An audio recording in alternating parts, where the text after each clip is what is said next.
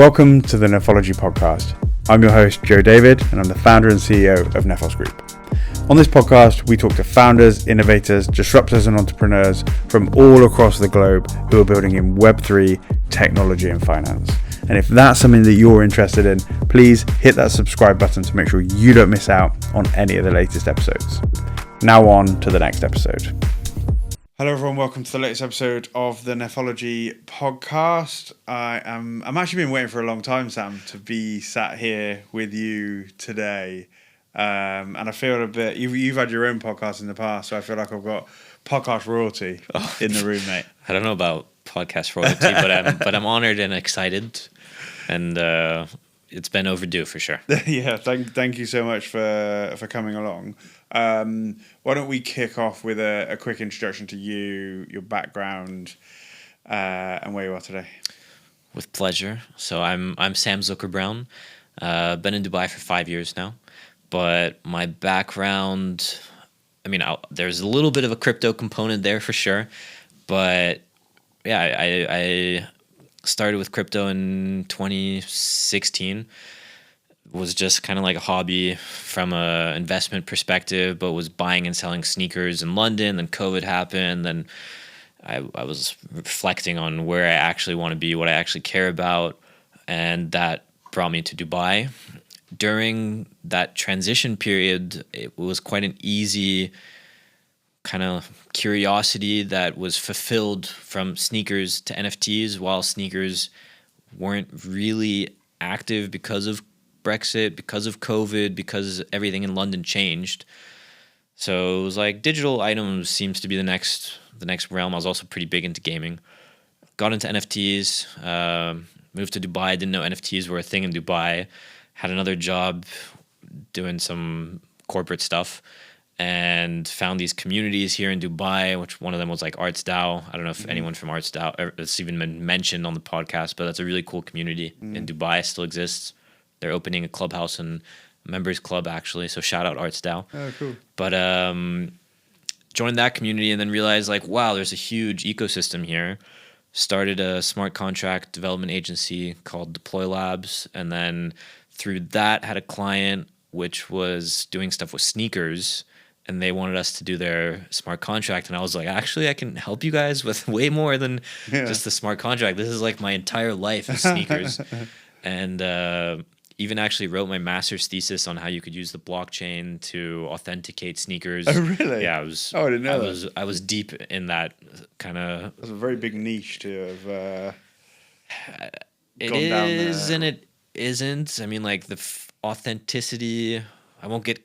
That's something I'm very passionate about, so I won't get too caught up on it because it has nothing to do with what I do anymore. But the counterfeit industry is huge.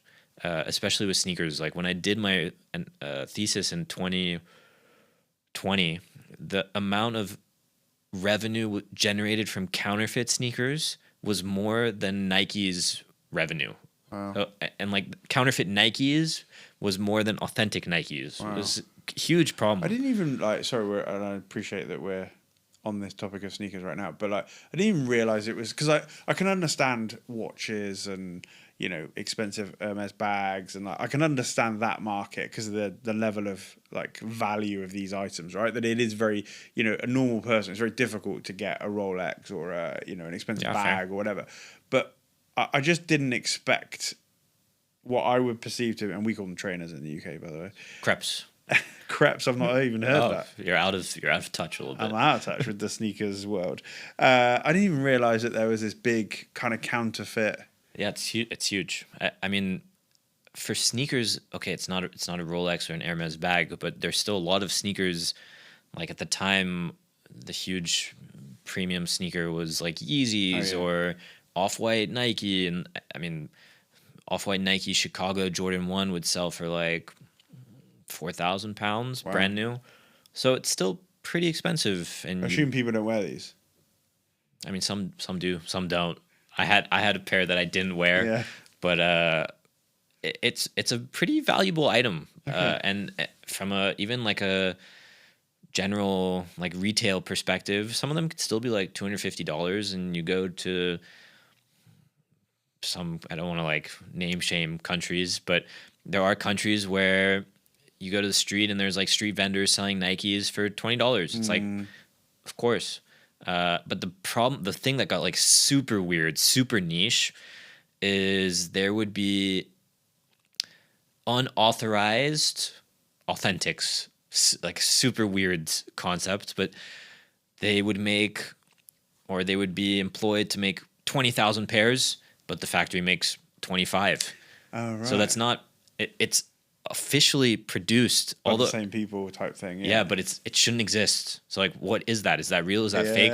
This is like the rabbit hole that I really went deep into for NFTs to kind of quickly try and transition out of the sneaker world. Yeah.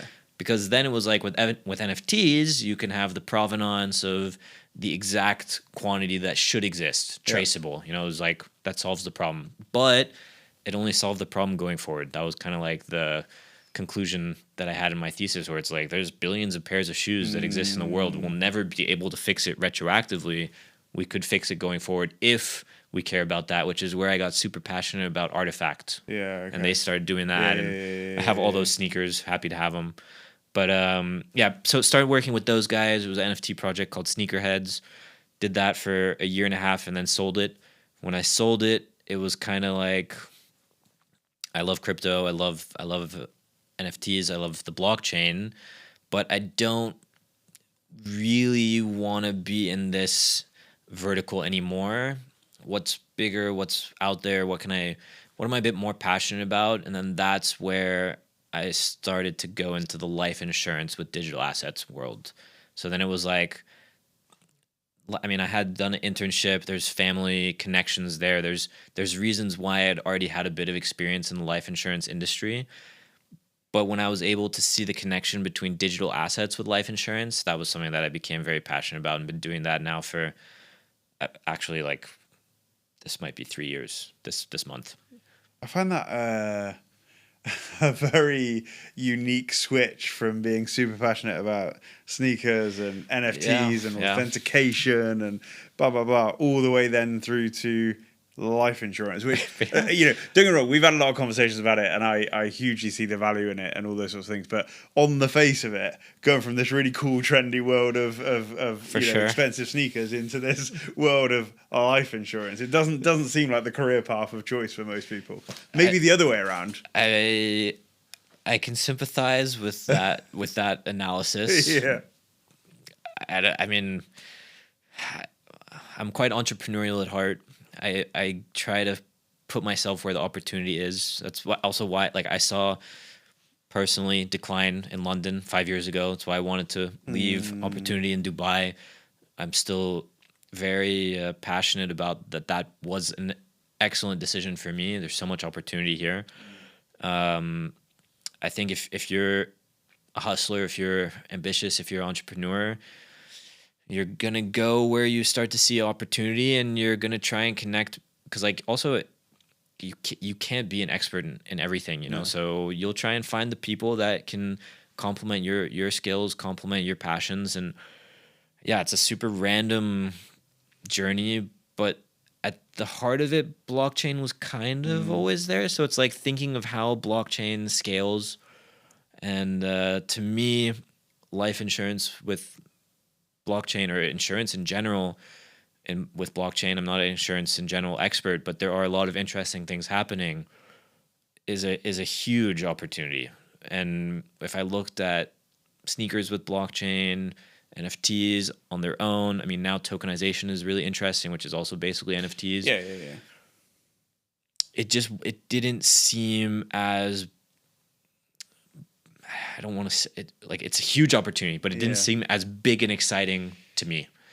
Which is like, I also stopped my smart contract agency. Okay. But yeah, it is super random, but that's the journey I've gone on. I have no idea. Yeah. Who knows what will happen next? Exactly. Yeah. Who knows the pivot that will come next? So let's move then onto the kind of, I guess I say the reason we're here today, but like, where you are now and what you're doing now. But so, the life insurance you mentioned, it's not like your kind of, policy you go and pick up for 10 quid a month in the UK and, you'd pay it for 50 years and you might get a little payout at the end. Blah, blah. This is a very different product, right? Yeah. This is a wealth structuring Yeah. product. So maybe we could touch specifically on because it's private placement life insurance, Yeah. right? PPLI.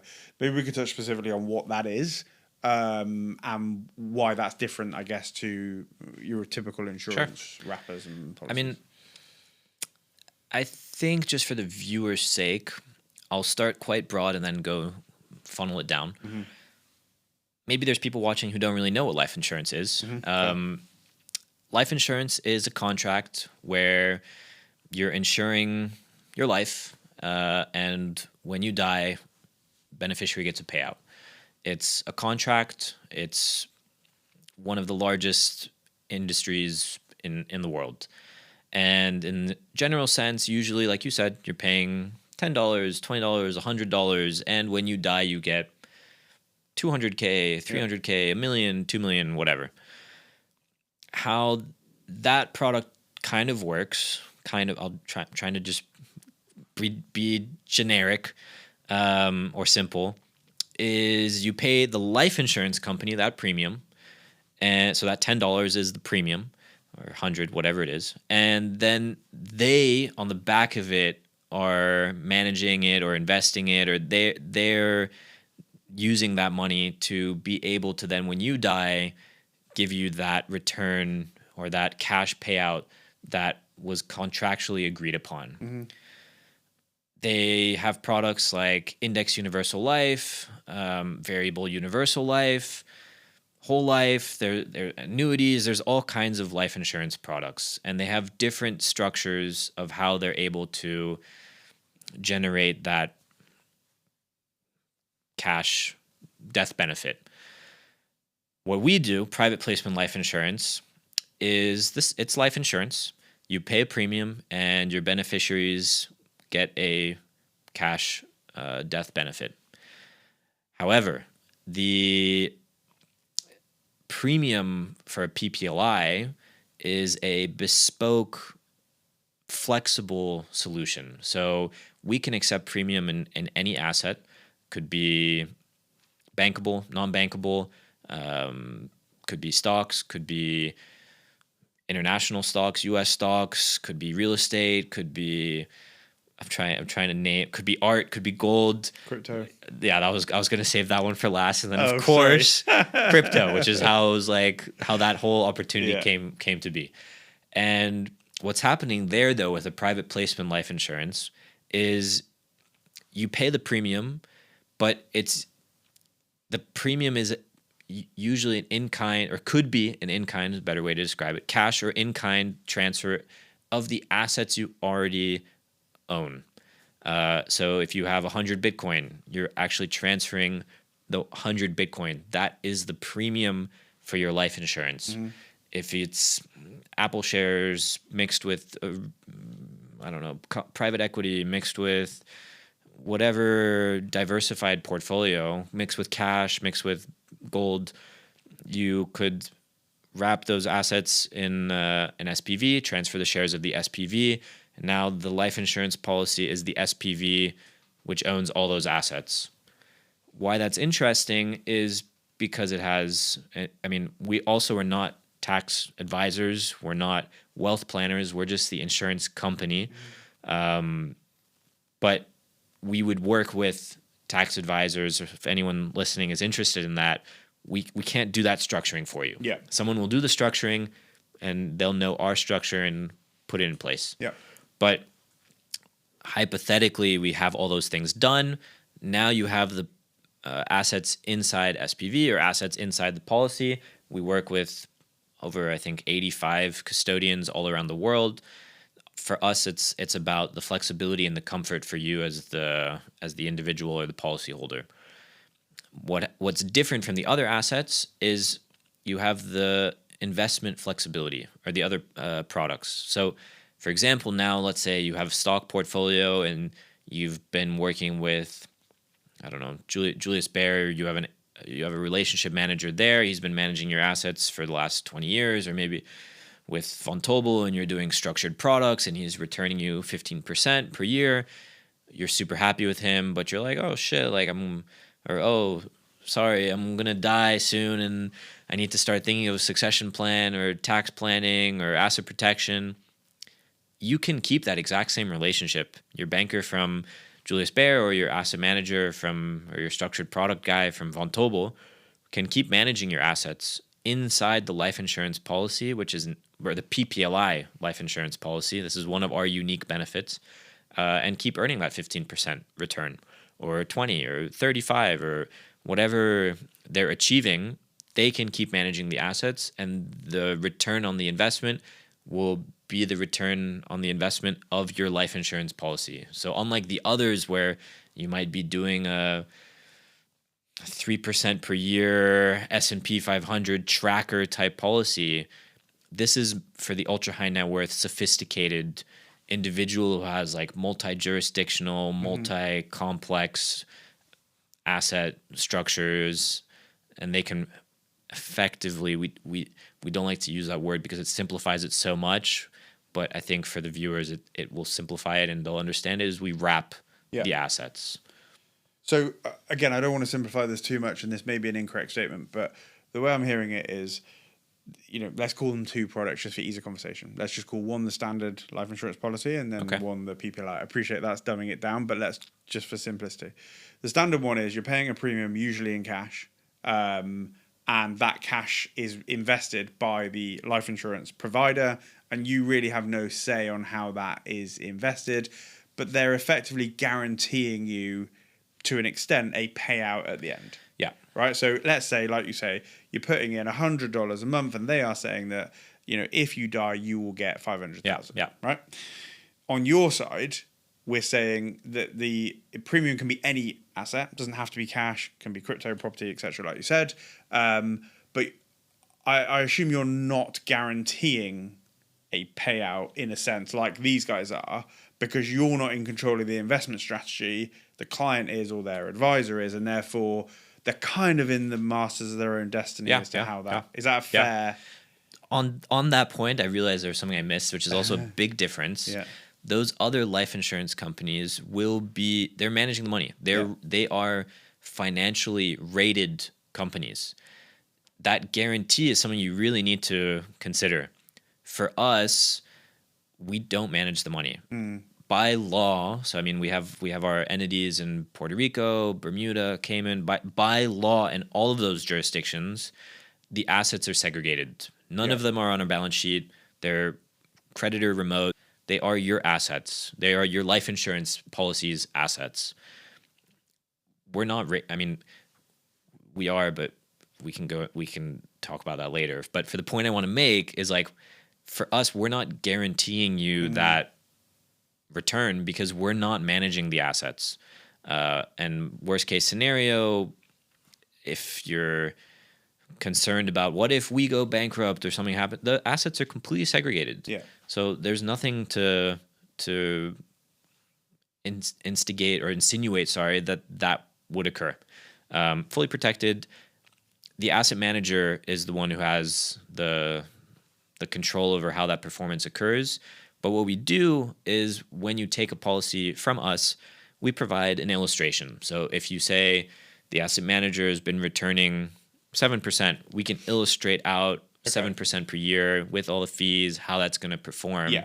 And then we can try and keep that on course or highlight if that's going off course.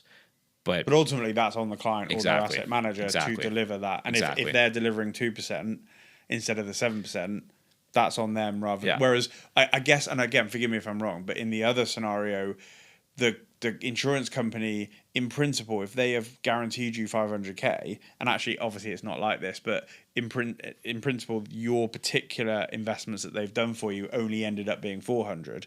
They have to find the other 100. In principle. Yeah. Whereas in your case, that is completely not the case. And if the insurance company goes bust on the other side, everything's gone. Yeah, I'm not sure. I'm like not a huge expert there. I'm sure there's some mechanism. But in principle, I'm just trying to be very clear between I think, to make it a little bit more, to get people listening on the crypto side a little bit more aware, is like, hypothetically, this will really be an attractive hypothetical scenario, but like if you bought a life insurance policy 10 years ago and you're paying whatever, 1,000 a month, and they're putting it in S&P, and you're going to in total pay 100,000 in premium, and then when you die, you get $1 million. I mean, if you had done the same thing, I don't know the numbers, so if someone wants to fact check me, I'm all for it. Hopefully, it's roughly what I'm anticipating it to be. But if you put in 1,000 a month for the last 10 years into Bitcoin, that would have significantly outperformed that other life insurance policy from a return perspective. Let's say you did that similar kind of approach. I mean, we only work with ultra high net worth individuals, so it'd have to be like over 5 million of assets. But let's say you had 5 million of cash and you were buying Bitcoin aggressively over the last 10 years. You could do that in a PPLI. And whatever that return on investment has been, whatever the Bitcoin has accumulated to, and maybe you sold 2 months ago, you can sell inside the PPLI. Also, you can, if you're buying Ethereum, you could stake your Ethereum. You can do whatever you want with inside the PPLI structure. I mean, don't take me too literally when I say you can do whatever you want, but there are a lot of tools. Yeah. And if you had done that inside the PPLI wrapper, say you ended up putting 5 million 10 years ago, which would have been crazy, but just bear with me, into Bitcoin, and now it's, I don't know, 500 million, your life insurance is worth 500 million. Yeah. So with a PPLI, it really is more structured to the sophisticated investors or the sophisticated ultra high net worth clients who have the investors to do that for them. And maybe let's touch on that then. So, a typical client for you, or maybe typical is the wrong phrase, but a kind of baseline is 5 million of investable assets across any particular, it could be one asset class with 5. So this is an interesting point. To be technical for a second, there are some rules in some jurisdictions. Okay. So like, for example, in the US, you can't have one asset. Okay. You have to be diversified. Okay. So you have to have at least 5, and nothing can be more than 55%. Okay. So I mean, there are, like, for this podcast, definitely simplifying things, just tip of the iceberg. But there are a lot of legal nuances. Yeah. And we work with top lawyers, Baker McKenzie, Withers, Norton Rose, to make sure that we're always fully compliant with all the legal compliance in any jurisdiction. Yeah. But yeah, that's so maybe like in the UAE or Singapore, maybe you could have one asset. The US, you definitely can't. But continue with your question. Sorry. Yeah. No, all good. And just as, sorry, and I'm getting technical now, but like, we say one asset or 2 assets or 5 assets. Can those 5 assets be, for example, Bitcoin, Ethereum, Solana, XRP, and Cardano? Could be, yeah. It doesn't have to be 5 different asset classes necessarily. No. Or it could be 5 properties, or it could be... Properties is an interesting one. Okay. I'm just trying to get but that's fairly technical now, I guess. In the UAE, for example... Like, I mean, again, we have some prospects in the pipeline now with UAE real estate. I mean, there's other things to consider, because actually when you have a PPLI, you are transferring the assets. Yeah. It is a deemed sale. It is a full transfer of ownership of the assets. So like with UAE real estate, you have now, like, you're fully transferring them. So you have to pay the DLD land tax, 4%. Yeah. So there are a lot of nuances, but that's what also provides the asset protection. So like in the beginning, when I'm like, oh, some of the benefits are succession planning, asset protection, tax planning, you get the asset protection because you don't own the assets anymore. And so maybe we should touch on those benefits, right? So asset protection. So let's say you've got UAE property, you've got crypto, you've got stocks in the US. And that is worth $10 million, for argument's sake. The benefit here is that if you hold all those in your own name or in structures that you hold personally, so companies you hold or whatever, there's always that liability risk, right, in principle. So here what we're saying is you are disposing of the ownership, direct ownership of those assets into a structure which is legally separate to you or whoever is. So maybe touch on that piece. There's another thing that I just have to address from the beginning. It is very, very, like, I mean, really, to simplify it, there's a concept called investor control. Yeah. To put operating businesses that you manage, that you fully own into a structure like this, let's just say is impossible. You shouldn't do that. Okay. Because how can you say you don't have investor control over these assets? Like if say, I don't know, Nephos, Yeah. like you decide, I want to start doing succession planning, and in the end I'm going to give my kids the shares of the company, whatever, so I want to put Nephos into it.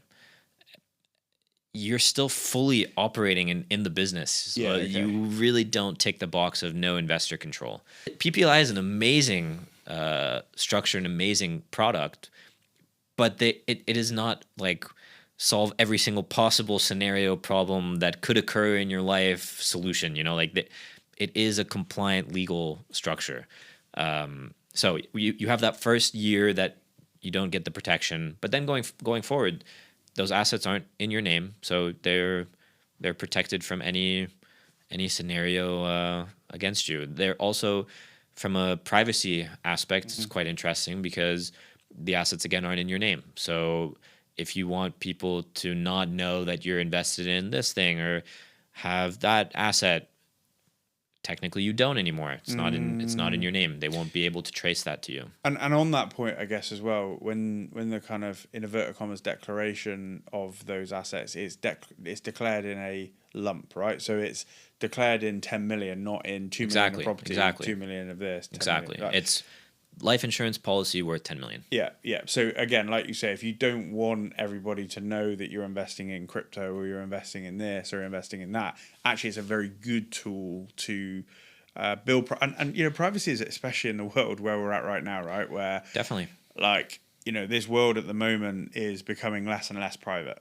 Yeah, 100%. So I think, for me as well, that is a really important factor for people where they are, and some people might push the tax benefits to one side, push the asset protection bits to one side, and go, my real sole focus here is I want privacy of what I do because I don't have it. We have, people do that. Yeah. There are some structures where, like, we get the legal opinion. It's like there will be no tax benefits. Yeah. And he's like, I don't care. I want the privacy. Yeah. And it's like, okay. That makes a lot of sense to me, especially if you're in Europe, the US, Canada, places like that right now. It's Yeah, I mean, on the U.S. side, like the tax benefits can be also quite interesting. It is a deemed sale when you put the assets into it. So if you are on a huge capital gain, which I wanted to talk about this today because a lot of people are like, oh, boo, crypto, it's down. But this is actually maybe the best time that you could start thinking about these types of products because let's say you bought Bitcoin at 70K or 69K. You bought it in the 2021 highs. And you've been holding and now you're break even or at a bit of a loss, it would be really interesting to start considering a PPLI. There's all kinds of complexities there. But if you're at a loss and you put them in, then you're crystallizing that loss. Exactly. And now inside the structure, the assets would grow, capital gains advantaged. Yeah. Especially for U.S. I mean, for anyone, but a lot of people in the UAE don't really think about that too much. But if you're thinking of like, I don't know, moving to a tax jurisdiction, or you have kids that are Singapore, you're in Singapore resident, Singapore native, and you set up a trust structure to hold all your assets, and you're like, we're good. But then your son or daughter goes to study in the U.S. That isn't going to help them going forward. They would still be taxed. Yeah. And if you put the assets into a PPLI, pre-immigration planning, there's a lot of benefits from a tax perspective. You have also no withholdings tax on assets that have dividend withholdings. No capital gains. Big is for the US as well. Exactly. Even if you live in anywhere in the world, you actually still have dividend withholdings tax. Yeah. So if you're sitting on a 100 million stock portfolio in the UAE, you're paying dividend withholdings tax. So even if you've never stepped foot in the US in your life. And you have no connections there or anything. But if you put them in a PPLI, that, depending on the jurisdiction, could be significantly. Yeah. And I guess the other point, I think you touched on it there, is a lot of people think, I'm speaking specifically about the UK here, but a lot of people think from inheritance tax that it's on where the person is. And so let's say it's me and it's my kids and I die. People think, and I'm in the UAE and my kids are in the UK. People think, oh, I'm in the UAE, so it's fine. But it's not. Yeah. It's also on the individuals and where they're based. Yeah. And if they're receiving everything in the UK or the US, like you said, there's a huge problem there. So people think, oh, it's great. I'll move to the UAE. I'll set up this structure, etc., etc. It'll all be fine because when I've done it, I'm a UAE resident. Everything is great. When actually, like you just said, if the kids then never leave the UK or the US or whatever, it could all just fall back in, and that whole thing you've done, the money you spent, the time you spent, could all just start unwinding very quickly. Whereas with the PPLI product, it's a much better way to manage. It's not guaranteed, but it's a much. Please get legal advice for each just for specific jurisdictions, but that is. There's possibilities for mitigation. Put it that way. Yeah. And I guess just kind of wrapping up here, because I could literally sit here and talk all day about this particular, because there's so many. You want to talk about life insurance all day? Well, I mean, you're the one that went from sneakers to life insurance, because there's so many nuances to it. There's so many, and this is the interesting thing. I genuinely never thought I would sit here and think, oh, we could talk about this. Me neither. Because there's it's an insurance product. Who cares? But actually, there's so many nuances to this, and there's so many benefits and all these different bits and pieces. But I guess if you're watching this and you're somebody, either an advisor or a family or something like that, and you're looking at this, what would be the kind of, I guess, for you, key things that might come to mind to go, this is the reason that you should be thinking about this, or we should be having a conversation about this? From an advisor perspective, I mean, there really is a lot of insurance products out there, and they're all great in their own right. Our product is really for someone who needs something super bespoke, has very complex investments, complex assets, complex succession family structures, multi-jurisdictional. Also, I mean, it's just a fact. It is for ultra high net worth individuals. Most insurance products are not really tailored to an ultra high net worth individual. I mean, if you've got 50 million of assets, it's what's the point in getting index universal life or a whole life policy for 5 million, 2 million, Yeah. But a PPLI can really help structure those assets from a ultra high net worth perspective. That it is really tailored to those types of individuals. Yeah, if you are dealing with someone who's maybe pre-immigration, it's very important pre-immigration. That's when it has the right benefit. Time. Benefits are at death, but it makes more sense. To structure it pre-immigration. Yeah, and from a succession planning perspective, asset protection. The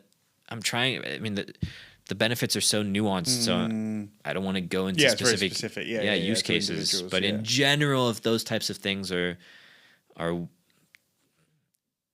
your mind, or your clients are thinking about it, for us, I think if you're an advisor, our biggest selling point is we can do crypto. Yeah, I was literally just going to say that, because you hadn't touched on crypto, and I was going to say, I think the big thing here is that crypto piece, right? We can accept crypto in kind. You can invest in crypto. You can sell your crypto. You can buy crypto. You can trade crypto. You can do structured products on crypto. You can stake your crypto. You can do whatever inside a life insurance policy with any of the major crypto. How we do it super quickly, to accept it in kind, we have to screen it. So we screen your wallet, Chainalysis, Elliptic. We make sure it's clean. If it's clean, we can accept it in kind. We set up a sub-policy account for you at any custodian you like, as long as they're regulated. We can't do cold wallets. You could hold a cold wallet till today. I could be a prospect. I could be holding my assets on cold wallet. That's fine. But to be inside of a compliant life insurance policy needs to be in a regulated custodian. Be transferred into. Yeah. But you could use, For example, Zodia cold wallet custody, or Amina yeah. cold wallet custody. So it's still in a cold wallet, but in a custodian. Yeah. And then it's wrapped inside the structure. You can do whatever you want with it. We have partners that, for example, you could sell your crypto. Say you want to sell it next time Bitcoin hits 150K. You could sell all your Bitcoin and then have it in cash, and then put your cash into stocks and this, and keep it all in the policy. And then it comes down to 70, buy more. Yeah, you can do all of that with inside a life insurance policy. And I confidently say for that specific type of structure, we're the only people in the world that can do that right now. I mean, that's amazing, isn't it? Yeah. And that, I guess a lot of that came from you, and the drive from you, going back to the start of this conversation of that blockchain, that crypto passion of yours to bring it into this space. For me, I feel like we're getting close on time. Yeah, we are, yeah. But for me, it was like, because I'm in that world, I saw that most people who are in crypto, like, they just want to hold their crypto. They just want to hodl for life. They're not trying to... Especially those with serious amounts of crypto. Yeah, you know? they're like fully anti-dollar, fully anti-whatever. They don't want to have a dollar-denominated life insurance policy. So they can hold their digital assets. Just hold them. You don't have to tokenize anything. You don't have to do a fund. You don't have to do anything too fancy. Just wanted to be able to accommodate for those people. Because it was like there is no product for them. So that was kind of the, if you have a lot of crypto and you want to keep holding crypto, you want to give it to your kids. You don't want to tell your partner your seed phrase. You don't want to tell your lawyer your seed phrase. Like, this is a very regulated, very safe structure to hold those assets with confidence that they will be passed on. Do you know, and again, as you say, we are on time here, but that is also a very, very important point, is that people think self-custody, great, amazing, you're in control. But we all know, and I'm sure you've done it, I've done it, and I'm going, where the bloody hell is that seed phrase for that wallet? Yeah. Thankfully, never with too much money in it that I'm, digging. I do hear, I'm sure you heard the guy in, I think it was Wales, where he was digging in the garbage. Yeah. Never been in that scenario, but very much where I'm like, I don't know where the seed phrase is for this, etc., etc. Like, that is a huge thing, right? Is that if you've got 5, 10, 15, 20 million and you're holding that in cold storage, and who's going to hold the keys of that, and who's going to manage that, and then not only who's holding them, great, okay, we know where they are. Then it goes down to your kids, or it goes to your partner who has absolutely no idea how to find that. Then they've got to find somebody to help them get access to it, and this whole thing in crypto is a very complicated space. Yeah. This not takes it away, but it definitely protects against lost crypto in succession. Yeah, I mean, if you think about it, you could self-custody for life. You could have a scenario where you're able to talk about it and kind of hand it over. But life insurance is for those unexpected, everyone dies, and not everyone dies in their sleep peacefully at 95, And that's the thing, right? Right now I've got crypto and cold wallets. My wife doesn't know what they mean. She doesn't necessarily know where the seed phrases are today. And like you say, I'm like, I'll deal with that. But I get hit by a bus tomorrow. If you've been on these Dubai roads, that's very possible.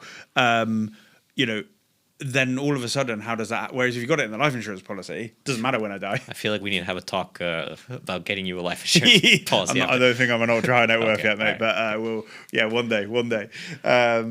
But yeah, I think those are the little things as well that people focus on, the big thing like the tax or the this, but actually there are a lot of, especially if you are in that ultra high net worth space, there are a lot of these things that can really, like you say, from a succession planning and things. So those are the main things. Yeah.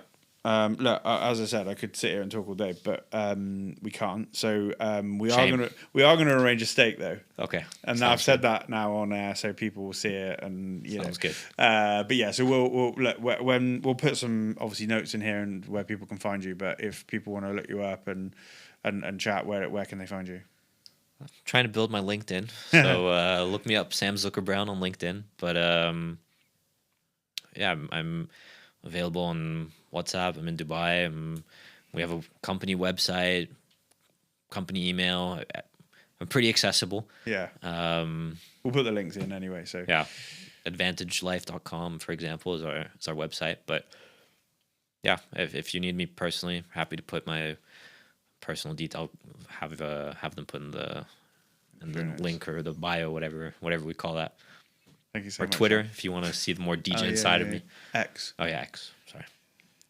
Thank you, Sam. Thank Great you. to see you. Pleasure. And yeah, we'll speak again very soon. Sounds good. Take care.